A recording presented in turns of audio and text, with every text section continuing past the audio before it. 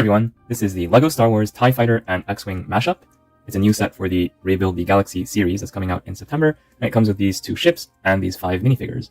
And the key selling point of this set is that we can rebuild these into a TIE Wing and X-Fighter if you want to mix things up a bit.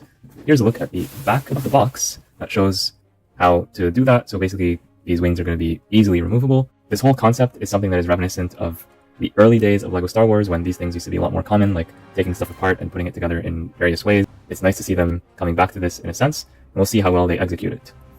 Alright, without further ado, let's open the box and see what's inside. The set comes with 8 numbered bags, numbered from 1 to 8. The first 4 up at the top build the TIE Fighter, and the last 4 build the X-Wing, at least in the default configurations. And there are also 2 instruction manuals for this purpose, and unusually one of them is vertical, one of them is horizontal, so that's not usual for us to see. Usually they would be in the same orientation. The one for the TIE Fighter is a lot thinner and a lot less steps. I'll just look at the number of steps. So 81 steps, 44 pages, which is not too bad for this kind of thing. And then the X-Wing has a much thicker manual. So this one has, here you start from bag 5. In order to build this thing, you're going to need to do 194 steps spread over 106 pages. So apparently the X-Wing is a lot more complicated to put together, at least in terms of instruction steps. But as you know me, I'm going to build things without the instructions, and I'll let you know if that is actually the case. We'll find out soon enough.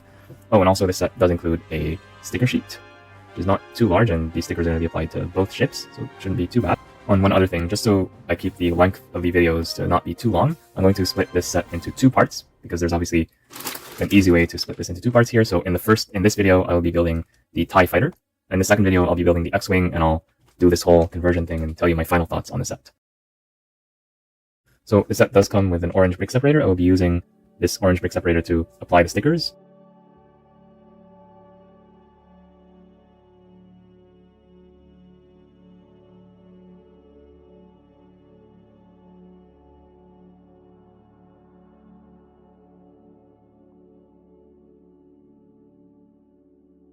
So this piece is not a sticker, it's a printed piece.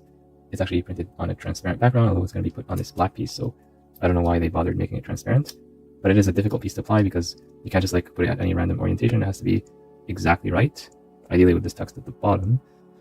So basically this line has to be right between these 2 studs, such that when we install this here, it's perfectly aligned.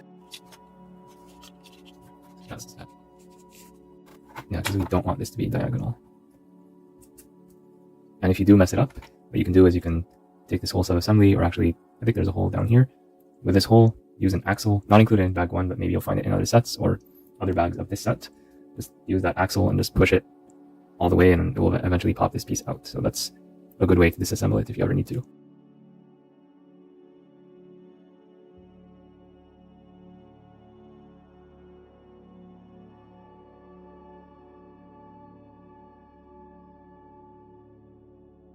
When applying these stickers, we want to make sure to apply them as close as possible to this dividing line, just so that the shape is as ideal as possible. That means on this sticker, I'm going to apply it from here. And by the way, the circle, you want to have this pointing upwards. This right on the line. And here we want to do the opposite. On the other hand, this needs to point downwards. And we make sure that we align these lines perfectly, as close as we can. Yeah, that's how to apply these stickers to get the best possible result. Now for this one, it would be ideal to move the sticker closer to the edge, but it's very hard to apply a sticker on a curved surface like this while centering it in the horizontal direction and pushing it down. I don't want to remove the sticker and reapply it, but if I were to reapply it again, I would try to apply it a bit lower. But honestly, I think this is a piece that should have been printed, because it's hard to apply long stickers on a curved edge and do it successfully from the first try.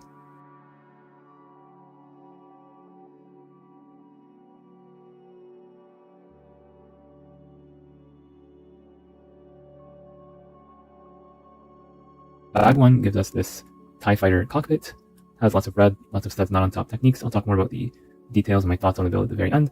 And bag 1 also gives us this TIE Pilot minifigure.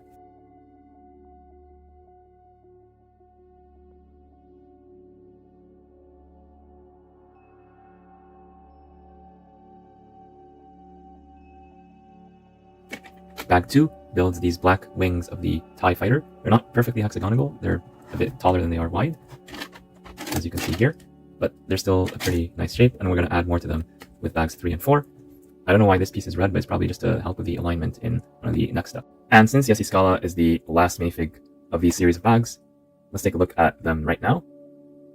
So we have here a TIE Pilot and Yessi Scala. I hope I'm pronouncing that correctly. I have not watched the Rebuild the Galaxy show yet. Both of these are nice minifigures to get. The TIE Pilot is a known quantity. We have this face on the other side, and there's no alternative expression because it would not be covered completely by the TIE Pilot helmet. The TIE Fighter helmet is printed very nicely.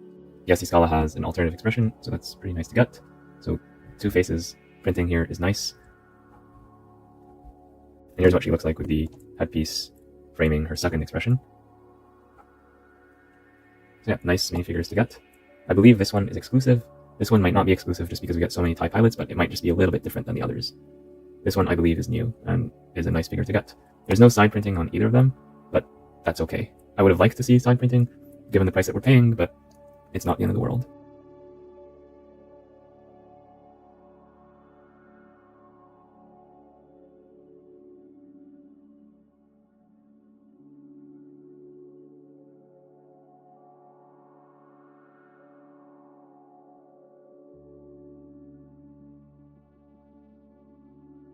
Bag 3 builds up a bit more of the TIE wings using some interesting techniques and then some interesting geometry to get these gray bits to line up perfectly from corner to corner. So that's pretty interesting.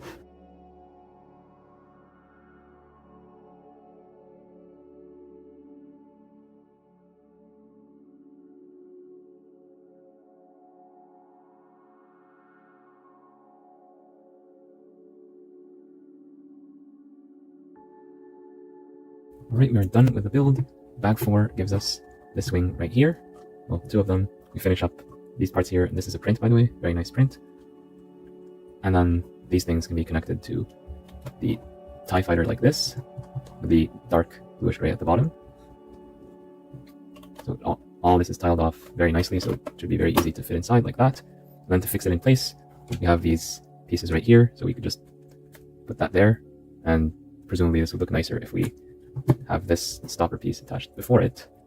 So basically we just put this here so that this does not separate very easily, but this is optional, by the way. Same exact thing on the other side. Here's what that looks like from the bottom. It's a little bit finicky, unfortunately, but yeah, there we go. This TIE Fighter also includes 3 of these spring-loaded shooters, and they have green shots here. There's 3 of them, 2 of them to put here, and 1 of them as a spare, which is a standard thing that LEGO does for these kind of pieces. We've already seen how this works before, but basically you press this thing, it's on a hair trigger, and then it shoots, yeah, pretty convincingly. And they do tell you in the instructions, do not shoot this at other people's faces, just because it could hurt them, especially at a close distance. So yeah, these are pretty fun to play with. I prefer these over the stud shooters, but if you're going to display this, I recommend taking these out so that nobody triggers them accidentally, especially if you have a pet or kids at home, or both. So the TIE Fighter here, I think for a playset, it's good, but if you want to compare this to an Ultimate Collector Series model, it's not going to hold up so well. It's okay. The shaping here is a little bit blocky, but it is LEGO after all, so it cannot be as good as the Ultimate Collector Series TIE Interceptor, for example, which I built earlier in the year without the instructions. And because it's smaller, we do see some flaws here, like the gaps. So you can see here my finger peeking behind this, basically between the gray and the black. It should have been completely enclosed, but we do see here that it's just not possible to get the geometry perfect at this scale. There are no LEGO parts that would fit perfectly here. So the designers, they did the best that they could with these pieces and with this budget. If you think you can do better, please let me know in the comments down below what you would do differently. I would be curious. Maybe it can be done, but then I know LEGO has standards for playability and simplicity, especially for playsets, because this is a 9+ set after all. It's not an 18+ set, and so they do need to keep that in mind. One thing I don't like about this design is the fact that although this is a transparent piece, it's behind this black piece, and that one is behind a gray piece. So if you put the pilot inside, we're not going to actually see them from the outside. So I think that is a bit of a miss. But let's see, can we put them inside while holding the weapon? Yeah, that works. So yeah, we put them inside, but then we have to imagine them there because we cannot see them. It's a little bit disappointing. I wish that there was another way to build this part where we could actually have this be transparent. I'm pretty sure there's ways to do it. There are stickers here. I already said that these need to be aligned very closely together. They need to be pushed together, and this one should be pushed as much as possible to this corner to get the best look possible. Here there are no stickers to complete the circle, but I think that's fine. If there were stickers here, they'd be very tiny and difficult to apply, and most kids would fail at applying them properly. That's okay. The back looks alright. There's these stickers here to represent additional exhaust, and yeah, it's done pretty simply. I wish that there would be less colors around here, so it would be all a consistent light bluish gray instead of a mix of light bluish gray and dark bluish gray. but at least it's not green or purple or any weird color like that. So we don't have too many funky colors in this set, because most of the pieces you can actually see them from right here. And if you open this, you could pretty much see the entire thing of how it was built. There's just that one dark tan piece at the back. I don't know why they used that, but other than that, it's pretty clear what goes on over here. So this was pretty easy to build without the instructions. There were some minor challenges, but you just have to spin the thing around in the 3D view and you'll instantly figure out how to do it. I like the transparent red here. That's pretty nice. And there's some interesting studs not on top techniques used to construct this ball shape here. And as we get into these wings, they're done completely on the side, except for some parts here and here. So that is pretty interesting to see. It studs not on top, but at the same time, it's simple enough to build without thinking too much about it. So it's a nice introduction to the concept if you're new to LEGO. And I do believe that if you get this as your very first LEGO set, you would be able to build it even without the instructions. Maybe with a little bit of help, you'll be able to build it completely. So it's very simple. It was not challenging in any way. And sometimes it's a good thing. Sometimes you want to take a break from a difficult challenge and you just want something nice and easy to build and relax. So I think this would be, if you're thinking about learning how to build LEGO without instructions, I think this would be a good first set to build, especially if you like the source material, if you like Star Wars. So yeah, the figures are good, both of them. And the thing that you pay for, the main thing that you pay for, at least this first half, is good as well.